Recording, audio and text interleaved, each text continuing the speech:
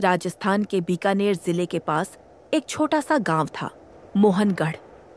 चारों तरफ रेत, गर्म हवाएं और दूर दूर तक फैले सुनसान इलाके। लेकिन इस वीराने में एक रहस्य छुपा था, जिसे गांव वाले कभी किसी बाहरी से नहीं कहते थे।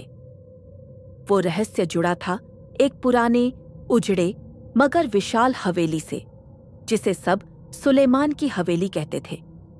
वहां कोई नहीं जाता था। कहते थे कि वहां एक जिन्न रहता है। गांव के बुजुर्गों की माने तो यह जिन्न सदियों पुराना था। उसका नाम था इफरान। जो भी उसकी बात मानता वह रातों रात अमीर बन जाता, लेकिन जो उसकी अनदेखी करता वह अगली सुबह जिंदा नहीं मिलता। रघुवीर, एक गरीब किसान, अपने परिवार का पेट भरने के लिए संघर्ष कर रहा था। खेतों में पानी नहीं था, बैल मर चुके थे और कर्ज का बोझ सिर पर। एक रात वह थकाहारा हवेली के पास से गुजर रहा था। तभी उसे किसी ने पुकारा, रघुवीर। वह ठिठक गया।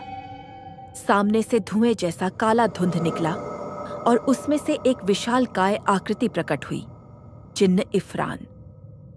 उसकी आवाज गूंजी, मैं तुझे अमीर बना सकता हूं, बस मेरी एक बात मान। रघुवीर ने कांपती आवाज में पूछा, क्या करना होगा? हर पूर्णिमा की रात मेरे लिए खून लाना होगा, किसी जानवर का। रघुवीर के पास विकल्प नहीं था। उसने हामी भर दी। अगले दिन उसके घर सोने की मूर्तियां, ढेर सारा अनाज और पानी से भरा कुआं मिला। गांव वाले दंग थे, लेकिन रघुवीर जानता था यह सब इफरान की कृपा है। धीरे धीरे गांव में और लोग अमीर होने लगे। कोई अपने खेत में तांबे की ईंटें खोजता, कोई कुएं में सोने के सिक्के। हर किसी की किस्मत चमकने लगी। लेकिन साथ ही गांव में गायब होने वालों की संख्या भी बढ़ने लगी। पहले जानवर, फिर बूढ़े लोग, फिर अनाथ बच्चे। सब कुछ चुपचाप हो रहा था। गांव वाले डर के मारे कुछ नहीं कहते थे। जो कोई भी इफरान से इनकार करता, अगली सुबह उसका जला हुआ शव जंगल में मिलता। गांव का माहौल बदल गया था। सब अमीर थे, मगर डरे हुए। रमेश, शहर से पढ़ाई करके लौटा एक नौजवान, जिसने विज्ञान पढ़ा था और अंधविश्वास से दूर था। उसने देखा कि गांव वाले बिना कारण डर रहे हैं। वह रघुवीर से मिलने गया। उसे शक था कि उसके पीछे कोई साजिश है। रघुवीर ने बहुत मना किया, लेकिन अंत में इफरान का नाम बता दिया। रमेश ने पूरे गांव को इकट्ठा किया और कहा, तुम सब एक जिन्न की गुलामी कर रहे हो। वह तुमसे तुम्हारा नैतिक बल छीन रहा है। मैं उसे रोकूंगा।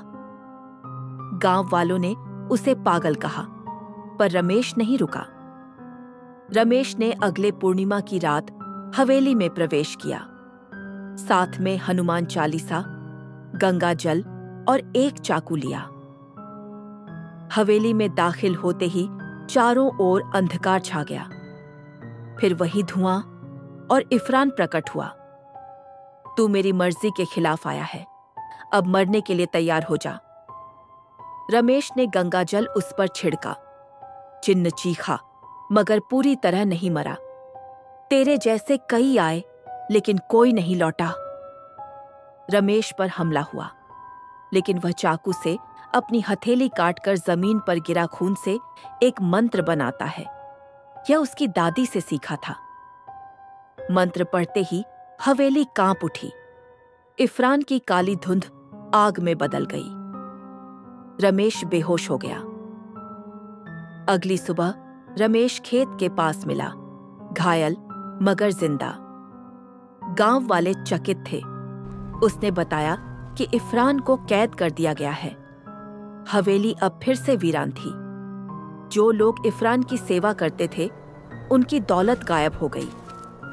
गांव वापस अपने असली स्वरूप में आ गया, संघर्ष मगर शांति से भरपूर। लेकिन कहानी यहीं खत्म नहीं हुई। एक रात रमेश को सपने में इफरान दिखा। मैं खत्म नहीं हुआ, मैं फिर लौटूंगा।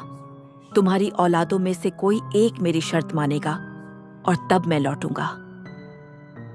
रमेश की नींद टूट गई। वह पसीने पसीने था। उसने गांव छोड़ दिया और कहीं दूर चला गया। 20 साल बाद एक यूट्यूबर और ब्लॉगर तन्वी गांव आई। वह परंपरागत अंधविश्वासों पर रिसर्च कर रही थी। उसने गांव वालों से पूछताछ की और पुराने रमेश की कहानी सुनी। फिर वह गई सुलेमान हवेली में। कई दिनों तक कोई खबर नहीं मिली। तीसरे दिन उसका कैमरा गांव के बाहर पेड़ पर लटका मिला। ऑन था। आखिरी रिकॉर्डिंग में था। कोई मेरी तरफ आ रहा है। ये इंसान नहीं। ये स्क्रीन काली हो जाती है। तन्वी कभी नहीं मिली, लेकिन उसके वीडियो को देखकर लाखों लोगों ने कमेंट किया, हमारे सपनों में वो काला धुआं आया। अब वो कहानी फिर से लौट रही है। इरफान फिर से जाग चुका है और इस बार वो सोशल मीडिया के जरिए अपनी शर्तें फैला रहा है। जो माने वो अमीर, जो न माने वो गायब। अगर आपको यह कहानी छू गई तो हमारे चैनल दादी माँ की कहानी को जरूर सब्सक्राइब करें। हम लाते हैं आपके लिए सच्ची घटनाओं से प्रेरित, डरावनी और दिल छू लेने वाली कहानियाँ।